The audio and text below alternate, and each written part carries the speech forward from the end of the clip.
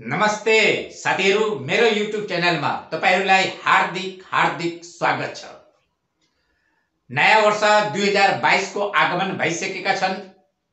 जनवरी महिना रनिङमा छन् र यही जनवरी महिना 2022 मा जीवन बीमा कम्पनी एलआईसी नेपालले एउटा जबरजस्त धमाकेदार योजना लन्च गर्दैछन् र त्यो योजनाको नाम हो बाल समृद्धि योजना। यो प्लान बाल बालिकाको लागि हो साथीहरु, बाल बालिकाको लागि। अब यो बाल समृद्धि योजना अन्तर्गत के सेवा सुविधाहरू हुँदो रहेछन्, के टर्म एन्ड कन्डिसन हुँदो रहेछन्, यो भिडियोको माध्यमबाट तपाईलाई म महत्त्वपूर्ण जानकारी दिनेवाला छु र आशा गर्दैछु यो बाल समृद्धि योजना तपाईहरुलाई असाध्यै मन पर्छ।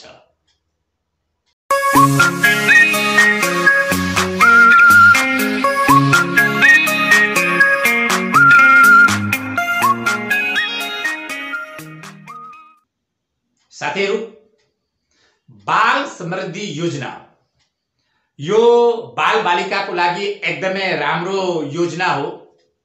अब म तपाईलाई बाल समृद्धि योजना अन्तर्गत के सेवा सुविधा हुँदो रहेछन्, के टर्म एन्ड कन्डिसन नियम र शर्तहरू हुँदै रहेछन्, यस बारेमा म तपाईलाई विस्तारपूर्वक महत्त्वपूर्ण जानकारी गराउनेवाला छु र आशा गर्दैछु तपाईलाई यो भिडियो र यो प्लान पनि असाध्यै मन पर्छ।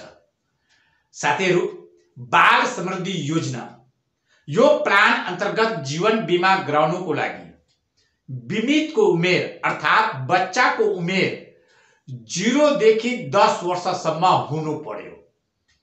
यदि कुनै बच्चाको उमेर 10 वर्षभन्दा माथि छ भने त्यस्ता बच्चाले, त्यस्ता बालबालिकाले यो प्लान अन्तर्गत, बाल समृद्धि योजना अन्तर्गत जीवन बीमा गराउनु पाइएन। मैक्सिमम अधिकतम उमेर 10 वर्ष हुनु पर्यो, बल्ल यो प्लान अन्तर्गत बीमा गराउनु पाइयो। र दोस्रो टर्म एन्ड कन्डिसन के छ यो प्लान अन्तर्गत कि बीमितको जुन प्रिमियम रकम छ त्यो 16 वर्ष उमेरसम्म मात्र तिर्नु पर्छ।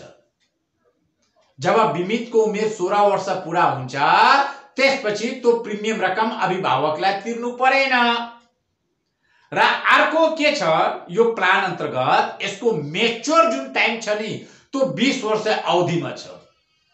जब बच्चाको उमेर 20 वर्ष पूरा हुन्छ बल्ल यो पोलिसी मेच्योर हुनेछ, त्यो भन्दा पहिला यता मेच्योर हुने छैन। प्रिमियम रकम 16 वर्ष उमेरसम्म तिर्ने, तर मेच्योर अवधि 20 वर्षसम्म। र बीचको जुन ग्याप 4 वर्ष छ नि, यो 4 वर्षसम्म प्रिमियम रकम नतिरे पनि बीमितको रिस्क कभर बीमा कम्पनीले सित्तैमा फ्रीमा दिनेछ।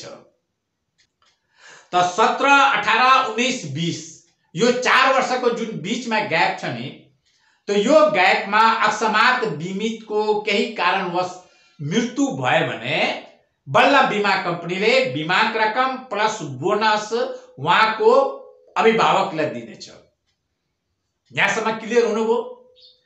र साथीहरु, मैले सुरुमा भनिसके कि बाल समृद्धि योजना अन्तर्गत बीमितको उमेर 10 वर्षसम्म हुनु पर्यो र प्रिमियम रकम 16 वर्षसम्म तिर्नु पर्यो। मानौ कुनै बच्चाको उमेर, कुनै बीमितको उमेर 10 वर्ष छ, त 10 वर्ष उमेरका बच्चाको यदि तपाई जीवन बीमा गराउनुहुन्छ भने अब त्यो अभिभावकलाई 6 वर्षसम्म मात्र प्रिमियम रकम तिर्नु पर्यो। त 6 र 10 कति भयो? 16 वर्ष। जब 16 वर्ष पूरा हुन्छ फेरि प्रिमियम रकम तिर्नु परेन। यदि कुनै 1 वर्षीय बच्चाको तपाई जीवन बीमा गर्नुहुन्छ भने त्यो 1 वर्षीय बच्चाको अभिभावकलाई 15 वर्षसम्म प्रिमियम रकम तिर्नु पर्छ। 15 र 1 कति भयो? 16 वर्ष। र 16 वर्ष पूरा हुने बित्तिकै नै प्रिमियम रकम तिर्नु परेन।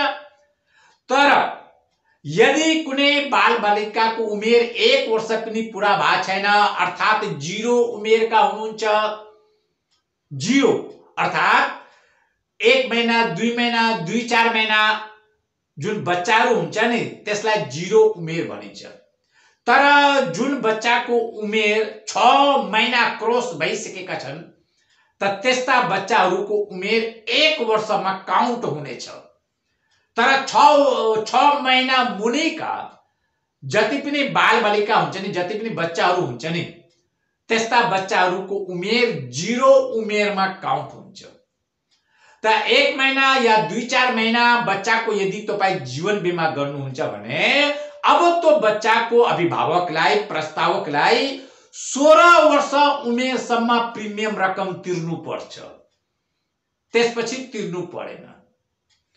यहाँसम्म क्लियर हुनुभयो?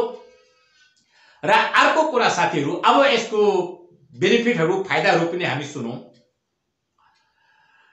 कि केही कारणवश अकस्मात केही कारणवश प्रस्तावकको मृत्यु भयो भने बच्चाको जीवन बीमा गर्ने बेलामा प्रस्तावकमा बुवा पनि हुन सक्नुहुन्छ या आमा पनि हुन सक्नुहुन्छ। त यदि प्रस्तावकमा बुवा हुनुहुन्थ्यो र अकस्मात उहाँको बुवाको, प्रस्तावकको मृत्यु भयो भने त्यो कन्डिसनमा पहिलो बेनिफिट के छ कि बच्चाको नाममा जतिको जीवन बीमा छ नि र त्यो जीवन बीमा गराए बापत जुन प्रिमियम रकम उहाँको अभिभावकले, प्रस्तावकले तिर्दै आइरहेको थियो त्यो प्रिमियम रकम परिवारका कुनै पनि सदस्यलाई तिर्नु परेन, मिनाहा भयो, छुट भयो त्यहाँ। पहिलो फाइदा। र दोस्रो फाइदा के छ कि अभिभावकको, प्रस्तावकको मृत्यु भयो, तो प्रस्तावकको मृत्यु हुनु साथै नै अब बच्चाको जतिको जीवन बीमा छ अर्थात बीमांक रकमको 1% रकम हरेक महीना जीवन बीमा कम्पनीले उहाँको परिवारलाई दिनुहुन्छ बच्चाको भरण पोषणको लागि, बच्चाको शिक्षाको लागि। उहाँको भरण पोषणमा या शिक्षामा कुनै प्रकारको अप्ठ्यारो नहोस् त्यसकारण हरेक महीना बीमांकको 1% रकम बच्चाको परिवारले प्राप्त गर्दैछ। एक्जाम्पल, मानौ बच्चाको नाममा 5 लाखको जीवन बीमा छ, तो 5 लाखको 1% कति भयो? 5000। अब 5,000 हरेक महीना बच्चाको भरण पोषणको लागि या शिक्षाको लागि बीमा कम्पनीले दिनेछ। यदि बच्चाको जीवन बीमा 10 लाखको छ भने 10 लाखको 1% हुन्छ 10,000। यदि बच्चाको जीवन बीमा 20 लाखको छ भने 20 लाखको 1% हुन्छ 20,000।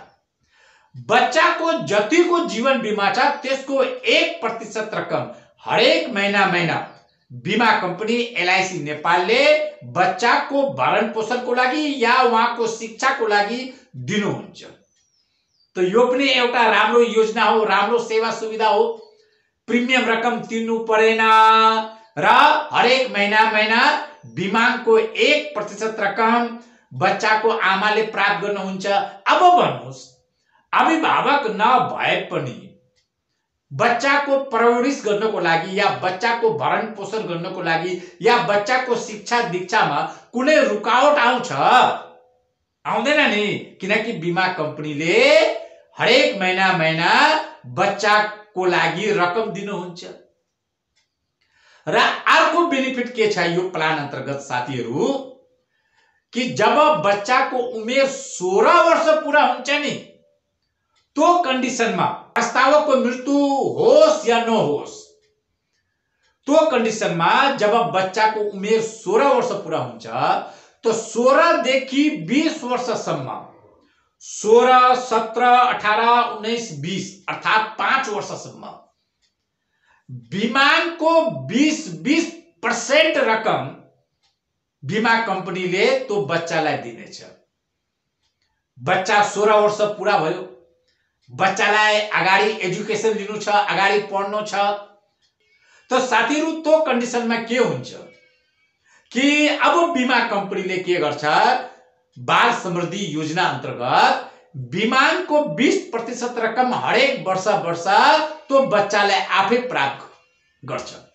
अब बच्चाको परिवारले प्राप्त गर्दैन किनकि बच्चा बालिग भइसकेका छन्, 16 वर्ष पूरा भइसकेका छन्।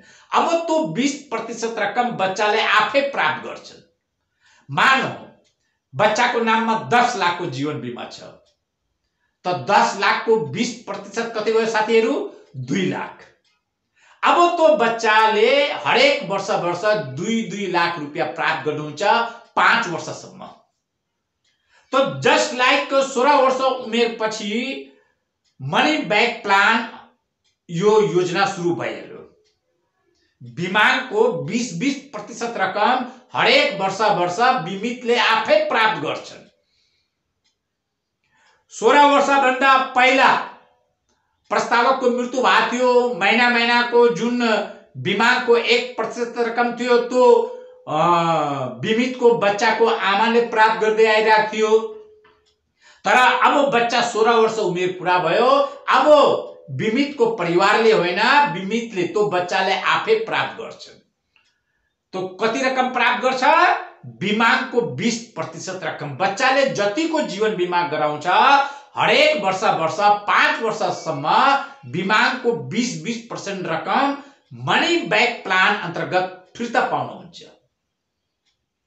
तो साथीहरू यो प्लान एकदमै राम्रो छ। र अर्को कुरा कि जब 20 वर्ष अवधि पूरा हुन्छ अब त्यो बेला जीवन बिमा कम्पनीले के गर्नुहुन्छ कि बोनस दिनुहुन्छ, एक बुस्ट। बिमाको रकम 10 लाखको जीवन बिमा गरेको थियो, तो हरेक वर्ष 2 लाख गरेर 5 वर्षमा 10 लाख दिइसक्यो बिमा कम्पनीले। लास्टमा रह्यो बोनस। अब त्यो 20 वर्ष अवधि जब पूरा हुन्छ बिमा कम्पनीले बोनस दिने हो। अब बोनस कति हुन्छ यो अहिले डिक्लेयर छैन। साथीहरू एउटा महत्त्वपूर्ण जानकारी म तपाईलाई के दिनेवाला छु कि कुनै पनि जीवन बिमा कम्पनीमा जब कुनै जीवन बिमा कम्पनीले नयाँ स्किम लन्च गर्छ नि, नयाँ प्लानहरू लन्च गर्छ नि, तो लन्च गरेको 2 या 3 वर्षपछि मात्र त्यो बिमा कम्पनीले बोनस डिक्लेयर गर्छ कि यो प्लान अन्तर्गत यसको बोनस कति हुनुपर्छ भन्ने बल्ल डिक्लेयर हुन्छ। लन्च गर्ने बित्तिकै नै बोनस कहिले पनि डिक्लेयर हुँदैन साथीहरू। यदि कुनै अभिकर्ताले तपाईलाई यो भन्नुहुन्छ कि 20 वर्षमा तपाईले यति बोनस प्राप्त गर्नुहुन्छ, यो गलत हो। किनकि अहिले बोनसै डिक्लेयर छैन, त 20 वर्षमा बोनस कति प्राप्त गर्ने हो? त यो भ्रममा नरहनुस्। बोनस 2 वर्ष या 3 वर्ष पछि मात्र थाहा हुन्छ र त्यसपछि कुनै पनि अभिकर्ताले तपाईलाई भन्नु सक्नुहुन्छ कि 20 वर्षमा तपाईले यति बोनस प्राप्त गर्ने हो। त यहाँसम्म साथीहरू क्लियर हुनुभयो कि यो बाल समृद्धि योजना अन्तर्गत तपाई आफ्नो बाल बालिकाको जीवन बिमा गराउनुहोस्। अकस्मात तपाईलाई केही भयो भने त तपाईको बाल बालिकाको भरण पोषणको लागि या उहाँको शिक्षा दीक्षाको लागि कुनै प्रकारको अप्ठ्यारो हुँदैन। तपाईले जतिको जीवन बिमा गराउनुहुन्छ त्यसको 1% रकम हरेक महिना जीवन बिमा कम्पनीले बच्चाको भरण पोषणको लागि, उहाँको शिक्षाको लागि दिनुहुन्छ। र बच्चा जब 16 वर्ष पूरा हुन्छ तो 16 वर्ष उमेर पूरा गर्ने बित्तिकै नै 5 वर्षसम्म बिमाको 20% रकम तो बच्चाले आफै प्राप्त गर्छ। क्लियर हुनुभयो यहाँसम्म साथीहरू? ल साथीहरू, यो प्लान धेरै नै राम्रो छ र यो प्लान अन्तर्गत तपाई जीवन बिमा अवश्य गराउनु होला आफ्नो बाल बालिकाको।